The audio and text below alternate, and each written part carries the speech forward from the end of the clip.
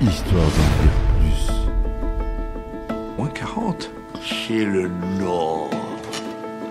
Tu m'as demandé, mon petit. Je te retourne contre le mur, je te baisse par tous les trous, je te défonce, je te mets, Ça nous intéresse pas. Arrêtez ça. Ça nous intéresse pas. Ça nous intéresse plus. J'ai l'impression que l'océan ne me veut pas, je sais pas pourquoi. C'est une question de lune, une question de dune. Félix! Chouchou, viens avec moi! Non, je viendrai plus jamais avec toi! Et alors Félix, c'est grotesque. Lâchez ce jouet.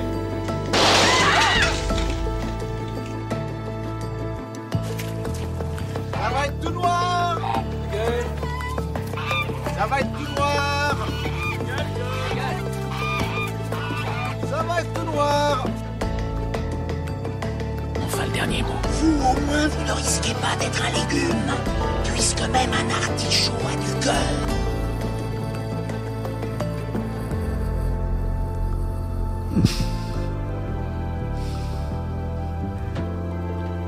Bonjour, bienvenue sur Histoire d'en dire plus cinéma. Aujourd'hui, on parle d'un film mémorable, un film un peu ovni de chez Disney, sorti en 1982. C'est Tron ou Tron. C'est parti, mon kiki. Alors, Tron est un film de science-fiction américain sorti en 1982, réalisé par Steven Lisberger.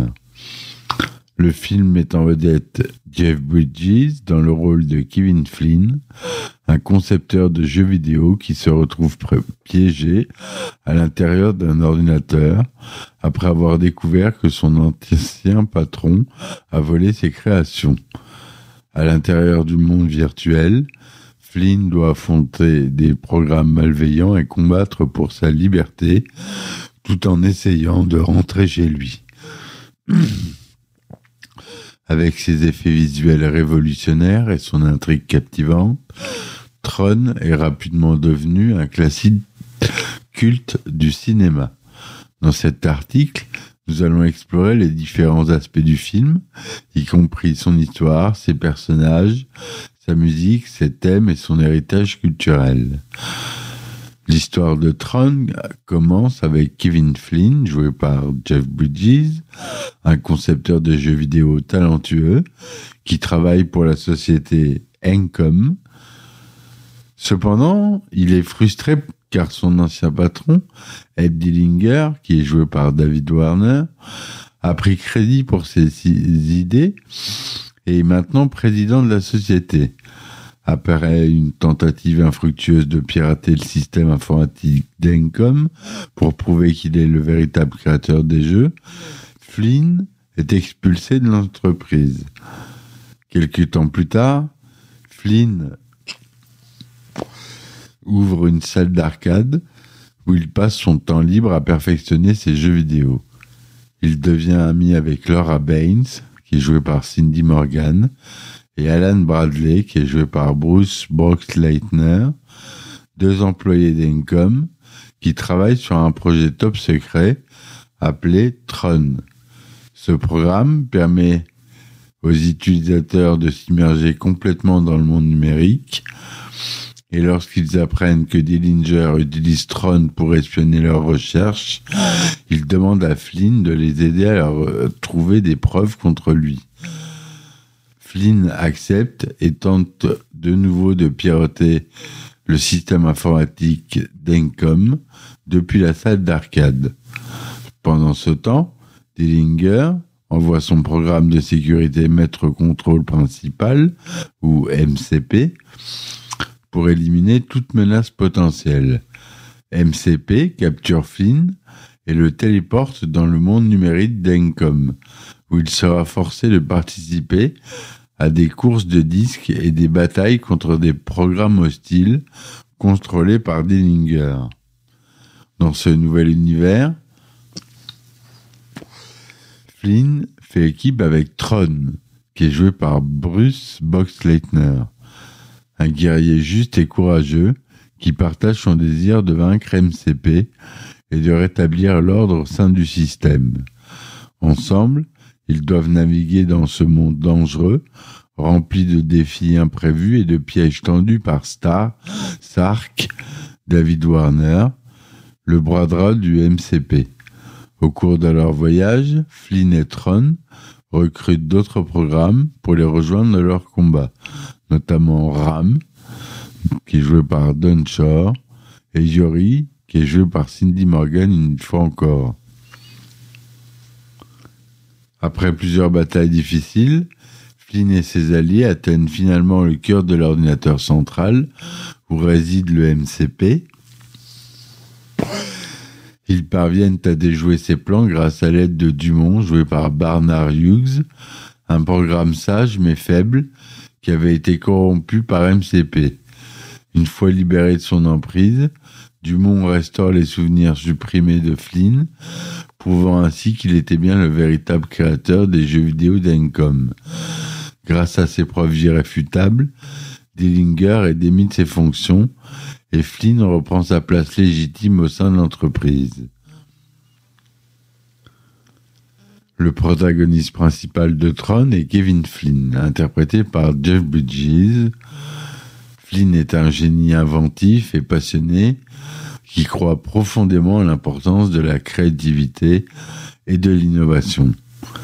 Malgré les obstacles placés sur sa route par Dillinger, Flynn refuse d'abandonner et continue de se battre pour ce en quoi il croit. Son caractère optimiste et déterminé rend facile pour le public de s'identifier à lui et de soutenir sa cause. Un autre personnage clé est Tron, incarné, on l'a dit, par Bruce Boxleitner. Tron est un programme de sécurité intègre et loyal dont le but est de protéger le système contre les virus et autres menaces extérieures. Sa force physique et mentale, associée à son sens aigu de la justice, en font un leader naturel capable de galvaniser les autres programmes autour d'une cause commune. De plus, la relation entre Flynn et Tron illustre comme deux individus très différents peuvent trouver un terrain d'entente et collaborer pour atteindre un objectif commun. Ed Gillinger, joué par David Warner, représente le méchant typique de films de science-fiction, un homme avide de pouvoir et sans scrupules, qui n'hésite pas à trahir ses collègues pour assurer sa position dominante. Bien qu'il ne soit pas aussi développé que Flynn ou Tron, Dillinger sert néanmoins de catalyseur important pour l'intrigue du film, en motivant Flynn à entrer dans le monde numérique et à affronter ses propres créations. Il faut aussi parler de la musique du film. La bande originale de Tron a été composée par Wendy Carlos, connue pour ses contributions musicales dans des films comme Orange Mécanique et Un homme amoureux. Pour Tron, elle a créé une partition unique qui combine synthétiseur et orchestre symphonique, reflétant ainsi l'atmosphère futuriste et high-tech du film. La musique joue également un rôle crucial pour certaines scènes clés, telles que la course de disques ou la confrontation finale entre Flynn et Sark, où elle contribue à intensifier les moments dramatiques et à souligner l'urgence de la situation. Tron aborde plusieurs thématiques intéressantes, notamment la lutte entre l'homme et la machine, la question de l'identité et la valeur accordée à la créativité et à l'originalité. En montrant notamment comment Flynn doit affronter ses propres créations dans le monde numérique, le film explore les conséquences involontaires de nos actions et la responsabilité morale qui accompagne le processus créatif. De plus, en présentant des programmes dotés de personnalités complexes et nuancées, Tron remet en question la notion selon laquelle les machines sont simplement des outils sans âme à notre service. Héritage culturel du film. Depuis sa sortie en 1982, Tron a connu un succès considérable et a laissé une marque indélébile sur la culture pop. Non seulement il a popularisé l'idée d'univers virtuel immersif, longtemps avant que ces technologies ne deviennent réalité, mais il a également inspiré de nombreuses œuvres ultérieures, telles que The Matrix, Existence Z et Ready Player One. Par ailleurs, le design distinctif des costumes et des décors du film a influencé l'esthétique de plusieurs jeux vidéo, dont Wipeout, Race et Cell Damage. Trois bons jeux que je vous conseille.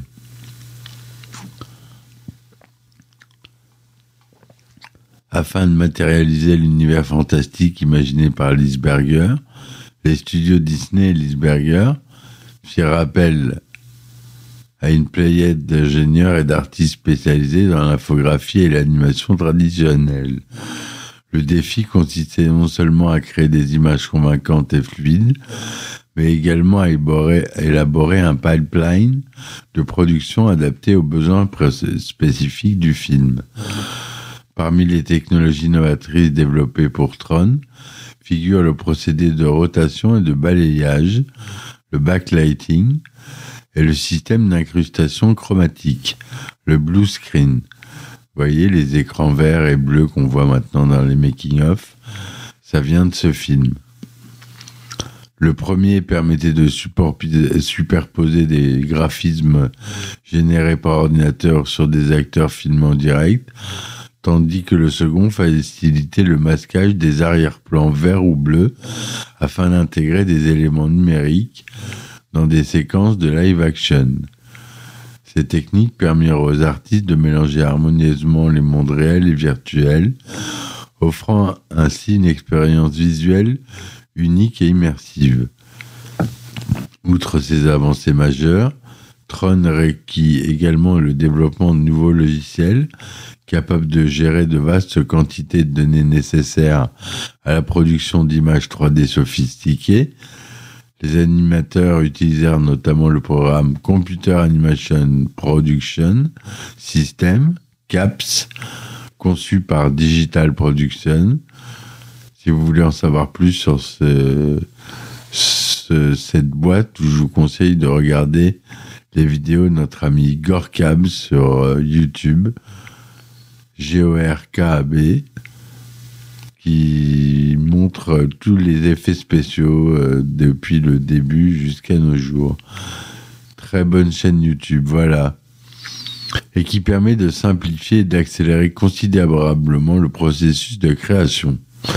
Grâce à ces outils performants, ils purent donner vie à des centaines de personnages et d'objets complexes, tels que les motos lumineuses, et les disques et les tanks emblématiques du film. L'idée de Tron remonte à la fin des années 70, lorsque Steven Lisberger, diplômé de l'Institut des Arts de Californie, commence à développer un concept de film mettant en scène un monde numérique animé par ordinateur. Inspiré par les premiers jeux vidéo arcade et le début de l'infographie, Lisberger cherchait à créer une histoire qui fusionne le meilleur des mondes analogiques et numériques.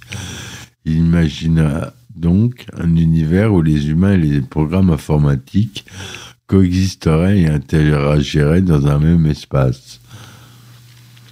Pour donner vie à sa vision, Lisberger fonda avec son épouse Penny, la société de production Lisberger Studio en 1976. Au fil des ans, ils travaillèrent sur divers courts-métrages et documentaires expérimentaux, peaufinant progressivement leur technique d'animation par ordinateur. En 1980, ils produisirent un court-métrage intitulé The Grid, qui servit de vitrine technologique pour présenter leur travail à d'éventuels investisseurs. Impressionné par leur démonstration, Walt Disney Productions accepta de financer la production d'un long métrage basé sur le concept original de Lisberger. Le tournage de Tron débuta en août 1981 et s'acheva 6 mois plus tard, en février 1982. La majorité des scènes live-action furent tournées dans les studios Disney de Burbank, en Californie. tandis que les séquences d'animation et d'effets spéciaux furent réalisées au studio Lisberger à Boston, au Massachusetts.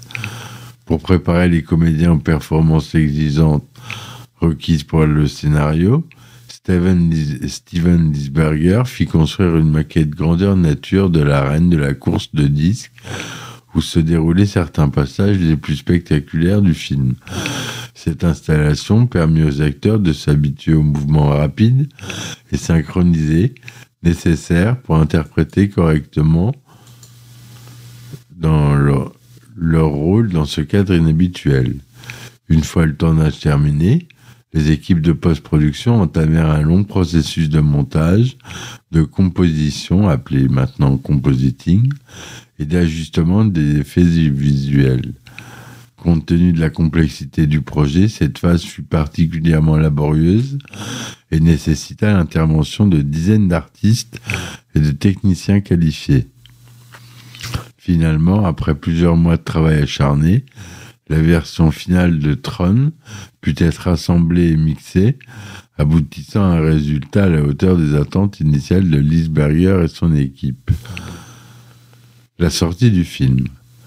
Tron sortit officiellement dans les salles nord-américaines le 9 juillet 1982, distribué par Walt Disney Pictures. Malheureusement, le film ne rencontrera pas le succès escompté au box-office, rapportant environ 33 millions de dollars sur un budget estimé à 17. Néanmoins, il reçut un accueil critique globalement favorable, saluant notamment ses prouesses techniques et son audace narrative. Au fil des années, Tron acquit le statut de film culte grâce à cette diffusion régulière à la télévision et la redécouverte de sa valeur historique et esthétique. En 2010, une suite intitulée Tron Legacy, ou Tron l'héritage en français, vit le jour, perpétuant ainsi l'héritage de ce classique intemporel de la science-fiction. La production de Tron représentait un défi colossal en termes de technologie, d'organisation et de coordination entre les différents corps de métier impliqués, et grâce au savoir-faire conjugué des ingénieurs, des artistes et des producteurs, ce projet ambitieux put voir le jour, posant ainsi les bases d'une nouvelle forme d'expression cinématographique, celle des mondes virtuels générés par ordinateur. Si le film ne remportait pas le franc succès commercial lors de sa sortie en 82, il n'en demeurera pas moins une source d'inspiration pour de nombreux réalisateurs et techniciens qui continuent encore aujourd'hui d'explorer les potentialités offertes par ces univers numériques fascinants. En conclusion, Tron reste un classique culte du cinéma grâce à son histoire captivante, ses personnages mémorables, sa musique innovante et ses thèmes pertinents. Que vous soyez fan de science-fiction, de jeux vidéo ou simplement curieux de découvrir un morceau important de l'histoire du 7e art, Tron vaut largement le détour. Voilà ce que je voulais vous dire sur ce film, mes amis. J'espère que ma chronique vous aura plu. N'hésitez pas à me supporter sur mes différentes plateformes. Ne vous limitez pas si vous ne trouvez pas mon podcast sur une plateforme, mais normalement il est sur toutes les plateformes de podcast, que ce soit Google Podcast, Apple Podcast, Spotify, Deezer, Amazon, YouTube. Vous le trouverez partout, il est disponible sur toutes les plateformes. Voilà. Et si vous voulez me soutenir, j'ai mis les liens en description du podcast. Vous pouvez avoir un abonnement par mois qui vous permet d'avoir des épisodes inédits, les sorties en avance de mes épisodes et aussi des anecdotes de tournage. Et voilà. Je vous remercie de m'avoir écouté. Je vous dis à très vite pour un nouvel épisode. Et ciao, ciao. Histoire d'en dire plus. Moins 40. C'est le Nord. Tu m'as demandé, mon petit. Je te retourne contre le mur, je te baisse par tous les trous, je te défonce, je te mets des règles. Ça nous intéresse pas. Arrêtez ça. Arrêtez. Ça nous intéresse pas. Ça nous intéresse plus. J'ai l'impression que l'océan ne me veut pas, je sais pas pourquoi. C'est une question de lune, question de dune. Félix! Chouchou, viens avec moi! Non, je viendrai plus jamais avec toi! Bien alors, Félix, c'est grotesque. Lâchez ce jouet.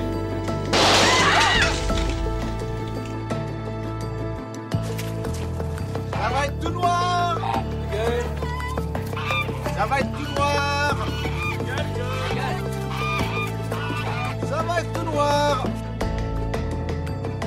Enfin, le dernier mot. Vous, au moins, vous ne risquez pas d'être un légume, puisque même un artichaut a du cœur.